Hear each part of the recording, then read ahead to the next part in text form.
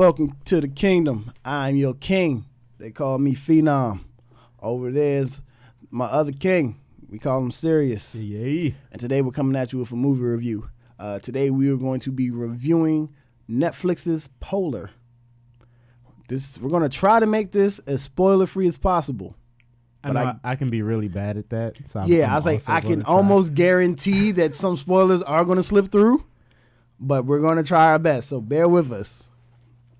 So, Polar is a Netflix original film. It's based on a series of books, I believe, about a hitman who is an aging hitman who is retiring, and lo and behold, the company that he works for, they ain't trying to let him retire peacefully. So they trying to kill him. Well, they want him to retire just permanently. Yeah.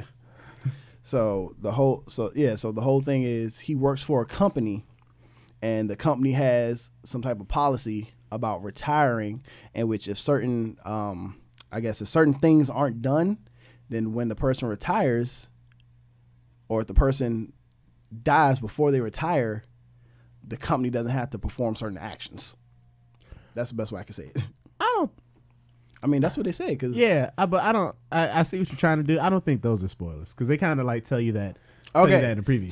So basically, when you retire from the company, the company has to pay you the rest of the money they owe you. Right. It's like their 401. Yeah, like their 401k type of thing.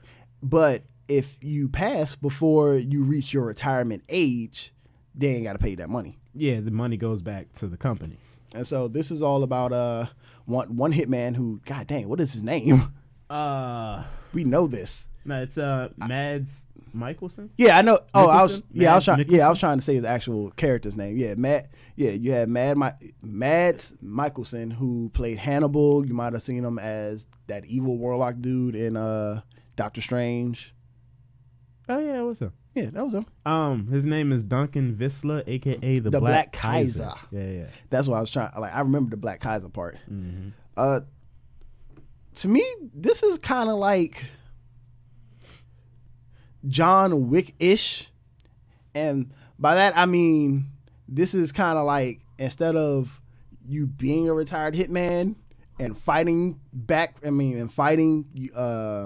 out of retirement, this is more like being a hitman fighting for retirement. To stay retired. Yeah, so it's like the reverse John Wick. It's like, I was retired, but y'all brought me back into the fight. Here I go. And this dude's like, I gotta fight one more time just so I can retire. All I want to do is retire. Yeah, it's like I'm too old for this. I mean, but he's just tired of it. You can see it. I think he's like almost 50 in this movie, and he just wants a nice, quiet life. Like, he's in the middle of no fucking where USA. Population, like, I think I only saw like 7 people in the entire movie in that city that he was in. Yeah, they kept the cast of the movie pretty, like, it's not a lot of people. Yeah, it's not a lot of people. The good thing I liked about it, I liked Mads Mikkelsen. Yeah. He was like, is it Mikkelsen or Mikkelsen? Mikkelsen. Is it Mikkelsen? Look, I like Mads. We like Mads. Yeah, I like Mads. Like, although, to be honest, I like him in a lot of the movies he's in, even if he doesn't have big roles. I like them as... He was that bad guy in that 007 movie, right? Yeah, in Casino Royale with the eye. Wow, yeah. He was Tristan in the 2003 version of King Arthur. He was old girl's dad in Rogue One. Mm-hmm. Mm-hmm. So, like, him and his co-star Vanessa Hudgens, they did a really good job. And that was Vanessa Hudgens. Yeah. Oh snap! I did not. And it's funny because it's right here on my phone. And okay, go ahead. Yeah, like she did a really good job. Vanessa Hudgens' whole character is she had something traumatic happen to her in the past, and she just kind of like kind of the same thing. Mad Mickelson just wanted to go somewhere where it was quiet. She'd have a place for her head to get away from a lot of things. Yeah, it looked like they both were like this area. So they're like some snowy. Like I think it's like in Montana or something. Yeah, and it's just like snow and like a frozen lake and the two houses beside each other. It's both houses are like straight retirement areas. Like straight. I'm done with life. Let me just stay here till it's all said and done. Yeah, yeah. And Mad Mickelson, he really tries hard to stay retired. My man's just like, he tries to do what retired people do. Mm-hmm. He's like, all right, I'm just gonna have a spot that I go to consistently to do to do certain things. Mm-hmm. You know, my same coffee spot just to chill. He's like, I'm gonna go ahead and try to get me a pet or something to keep me a little company. So that shit was funny, dog. Okay. There's a certain scene involving a pet. I won't say what kind of pet, and I won't say anything else about what happens to the pet, but something happens to a pet, and it's funny. Okay, so it's random and it's funny. Because, all right, so John Wick is this huge, like, phenomenon hitman movie or whatever. Like, it's killing in box office. Like, Keanu The third Reeves one comes out this year. Yeah, like, it's killing it, right? So, and I kind of expected this when this movie came out. But, so there's a little, like, nod to John Wick in this hitman movie. But the nod is so hilariously done. Like, it is. Like and I don't know. So like I turned away for a second and I missed it. Right. And I had to rewind it just because of what he said after it happened. And I was like, yeah. Once I saw it happen with my own eyes, I was like, God damn. So fans of John Wick, like you're gonna appreciate, especially if you have like a crazy sense of humor, the way me and Phenom do, obviously. Oh man, it was so funny. Yeah, you're gonna find it funny. I laughed my ass off. No, yeah, I like this movie. I mean, even though it looks Rotten Tomatoes gave it 22%, and it's got like 6.3 out of 10 on IMDb. Yeah, but me personally, like, I'm not saying like it was the best of the year or the best Netflix has to offer, but it was a really good movie to me. Especially it just being like it's not really anything new to the hitman, contract killing genre that they have. It's definitely something you've seen before. Yeah. One thing I do like about it is it's visually it's a lot. Yes. Like that. Yes. Like there's one scene that takes place in a hotel. Yes. No. Ouch. No. Like yeah. There's if you're someone who likes action but is not really big on the gore, there's definitely some gory moments in here. Oh yeah, most definitely. I don't know if you've noticed. This is what I did appreciate about the movie visually.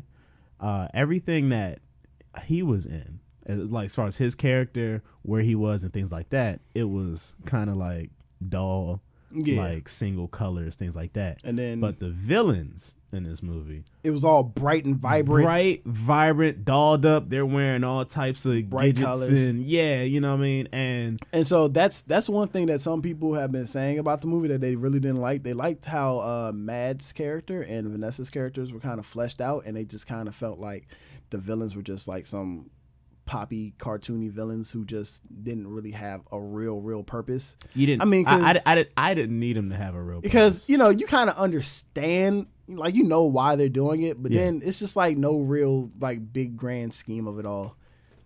No, because you know what it is? It's the main guy. I don't like the main guy. Oh, I hated the main guy. He's ugly and he looks nasty. I think we were supposed to hate the main guy. Oh, yeah. Like his body just makes me sick. I was like, ugh.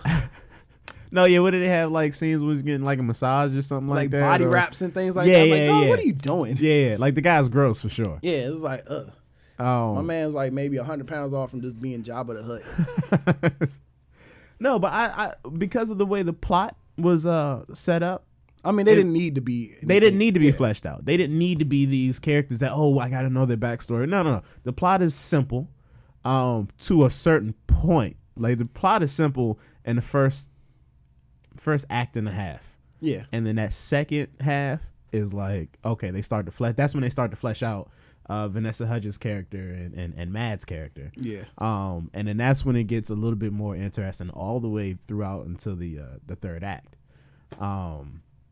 Which is something that I didn't have issue with it. Like, I didn't need this to be a heavy, overly saturated that third act, story. That one part in the warehouse when they thought they tracked him. Yes. yet. But like I said, the action in this movie is legit. Yeah. The villains, while not the most fleshed out, they served their purpose. They served it well. Whew, there was one villain, she served her purpose real well. Oh my God. And it seemed like that was the only purpose that she had in that group. That was the only purpose. It's like, yo. So there's only but so much I can say about that character. Yeah.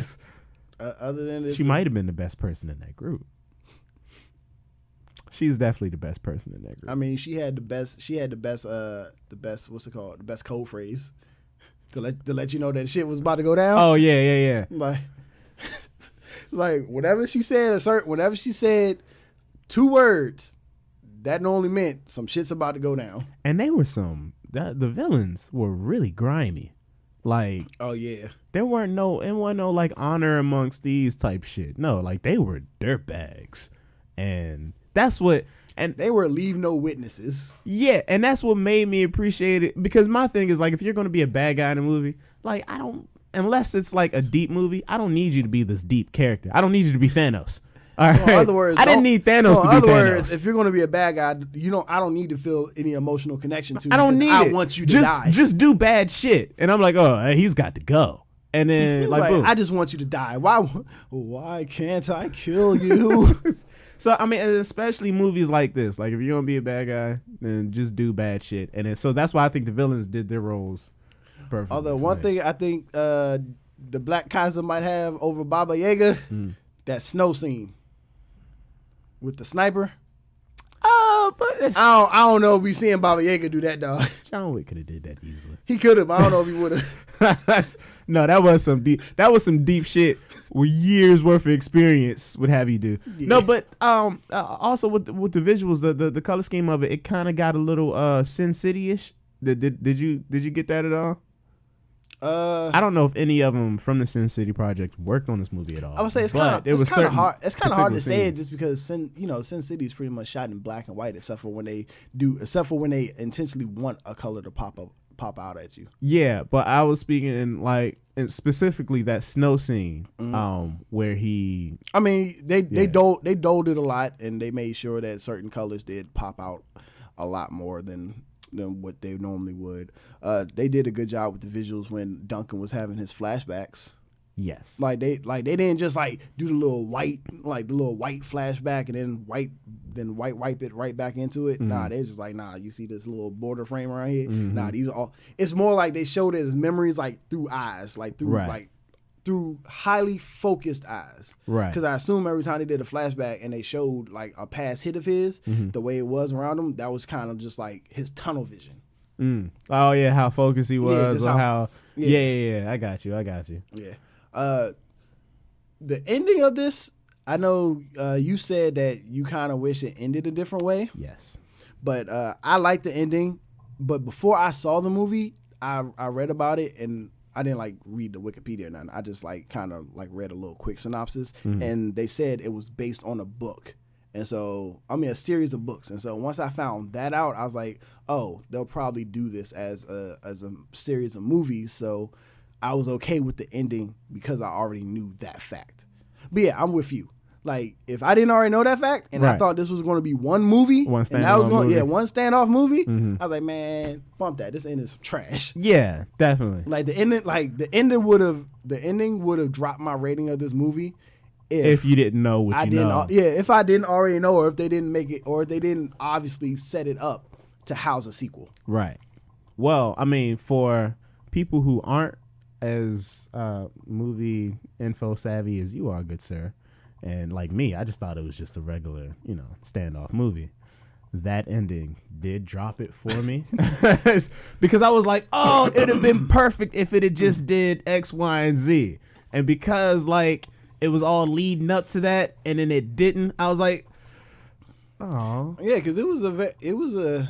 I'm not gonna say it was like a heavy emotional scene, but there was definitely some emotion behind it. Yeah, that scene might have been the most emotional of the movie, really. Yeah, and to be honest, so because of that scene, it made me go back and think of another scene with Vanessa and Mads, and I was just like, well, now that I know this happened at the end, it just makes me not feel as sad for you when you tell a certain story that was designed to make someone feel sad for you. I'm talking about what she said happened to her in a library. Yeah. I was like, that don't feel. But even then, like when she told the story in the back of my head, I was like, that kind of don't make no sense though. I was like, in a library? Yeah. Like with a Santa? What? That sounds stupid. Why wouldn't you just tell people? Right. Like if he was hired, people would know. Right. Like he got to get paid. Somebody got his info on file. But I mean, so overall, what would you give the movie? Based off of the action and the fact that I didn't go into this needing a great story, I just needed it to be something that held my attention. Yeah. I personally would give it like a 7.5 out of 10.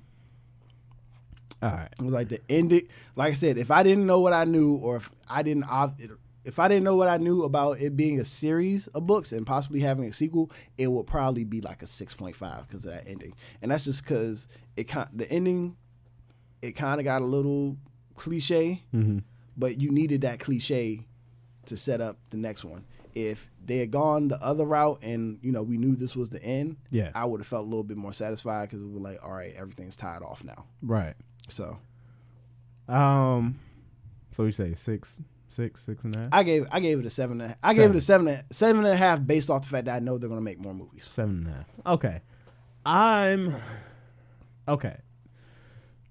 By the way, we're not movie critics, so these are just basic, down to earth, average moviegoer reviews. So yeah, we're just your everyday movie watchers. Yeah, so for the most part, you got to be real bad to get like a bad rating from me. Most movies, if I enjoy you, you're going to be somewhere between a 7 on up. Right. With this movie, and I know, when we watched the trailer, we both were like, "Yo, we need to watch this." I feel as though because of the ending, because I didn't, I'm only gonna go off what I thought before our conversation today. Because of the ending, because I was disappointed with the ending, I had to take a couple points off of that. But also, a lot of the cool scenes in this movie were also shown in the trailer. Yeah, that's true. And that, even though it didn't take away from how cool the scenes were, it's just like, if I didn't already see them in the trailer, they'd be a whole lot cooler. Yeah. And I'd have to take away points for that too. Because I hate when movies do that. They do it in trailers. They show all the, remember like when Terminator did that, they pretty much told you the movie. Pretty much showed you that John Connor was a Terminator or a robot. Yeah. Yeah, you know what I mean? So it's like when you do things like that, even a little bit for me. When you reveal Doomsday in the Batman versus Superman trailer. Yeah, right. Like that kind of, that gets me a little bit. So I had to take all points for that too. But I still enjoyed the movie, and I matter of fact, I still recommend people to watch it. But I gotta give it like a 6 out of 10 because of those things. Okay. If those things were sewed up, and if that ending was how I needed it to be, it would have been an 8, honestly, for me. If they didn't show all the cool stuff in the trailer. Yeah, because that ending would have been a twist that you didn't really see. Yes. And it would have put a nice little bow on it. Yes. But because they didn't do that, gotta get a 6 out of 10 for me. Okay. That's not bad. 6 out of 10. No, watch it. 6 out of 10. Watch it. Definitely yeah, like when people when I'm on Facebook and people like, what is it to watch on Netflix? I put down Polar. Yeah, me too. I've recommended that to a couple people myself. Yeah, I'm highly recommending watching it. Like I said, not everyone's going to feel the same way I feel. Not everyone's going to feel the same way Sirius feel. There might be some people like, oh, this is the best Hitman movie ever, and there's going to be people like, oh, this is trash. And I would say, have you not seen John Wick? To those people, I'm going to say Sic Vix Pacem Parabellum. If you want peace, prepare for war. That's something that the Punisher taught me. Only bit of Latin I know. Then Triple H stole it. Oh, man. So, anything else that you want to add about the movie? Nah, I mean, check it out. I mean, it's on Netflix. It's a watch. It's definitely a watch. It's definitely, I gave it a thumbs up. You might like it better than us. Since they don't do that star rating system no more. Oh, yeah. Thumbs up. A thumbs up. Yeah. Oh, man. Like always, watch the movie. Let us know what you think down below in those comments. Mm-hmm. Like, we might even have a re-review, like, you know, With spoilers? Well, I wouldn't say with spoilers. I just meant like if people commented on it and they had some things and they wanted to know our thoughts on certain parts of the movie, we'll go back and we'll do little quick takes for you. With spoilers. Come on. With It got to be spoilers. Come on. We'll talk about the movie. Y'all gotta and appreciate have how we didn't really give up a lot of spoilers because it was so hard. Right. It's actually a lot harder than you think it is, right? Because like my favorite things to talk about is nothing but spoilers. I was like, shout out to all the movie critics who can do this shit without giving us spoilers. You all make it look easy. Kudos to you. Kudos to you. But like always, hit us up on them social medias. Showing up right now. We got the Facebook, the Twitter, the Instagram. We'll probably be streaming again next week, so you can find us on the Twitch and the Mixer. Always go ahead and look at that Patreon. Like, if you like the content and you decide you want to help the show or maybe just be a part of the show, go ahead. For $1 to $5 a month, you can be a producer on the show with us. We'll let you call in on the show, have your own questions. Shoot, loyal enough, I might give you your own segment. You heard him. Yeah, you heard him. You can't see right now, but I'm shaking my head no. I don't want the extra work. But like always, Kingdom, stay safe, stay cool. Blur Perspective, out. Peace.